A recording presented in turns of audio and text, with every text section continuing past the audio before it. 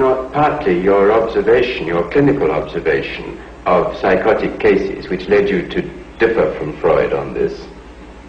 It was partially my experience with schizophrenic patients that led me to the idea of certain general historical conditions.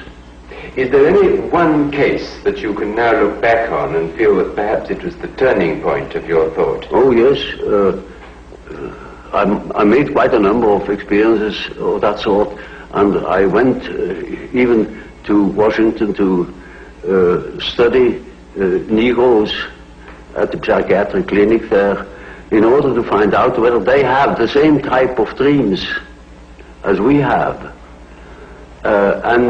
These experiences and others led me then to the hypothesis that there is an impersonal stratum in our psyche.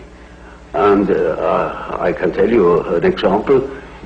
We had a patient in the ward. He was quiet but completely dissociated, schizophrenic. And he was in the clinic already for over 20 years. He had come into the clinic, as a matter of fact, being a young man, a little clerk, and did no particular education. And once I came to the ward, and he was obviously excited and called to me, took me by the lapel of my coat and led me to the window and said, "Doctor, now you will see. Now look at it.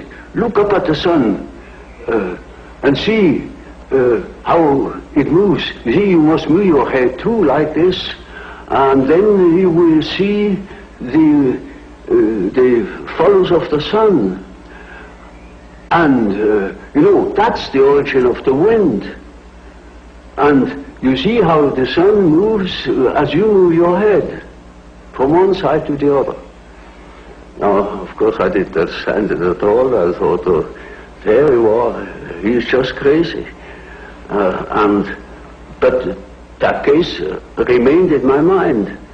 And 4 years later, I came across a paper written by the German historian Dietrich, who had dealt with the so-called Mithras literature, a part of the great Parisian sorcerer Papyrus.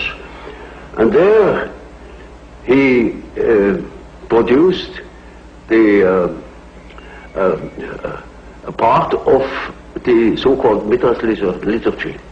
Namely, it is said there, after the second prayer thou wilt see how the disk of the sun unfolds.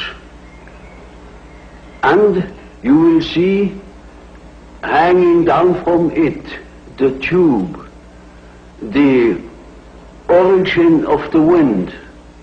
And when you move thy face and face to the regions of the east, it will move there. And if you move your face to the region of the west, it will follow you. And instantly. But how could you be sure that your patient wasn't unconsciously recalling something that somebody had told him? Oh no, quite out of question, because that thing was not known. It was in a magic papyrus in Paris, and it wasn't even published. It was only published 4 years later after I had observed it with my patient. And this you felt proved that there was an unconscious which was something more than personal. Oh, well, that was not a proof to me, but it was a hint. And I took the hint. Now,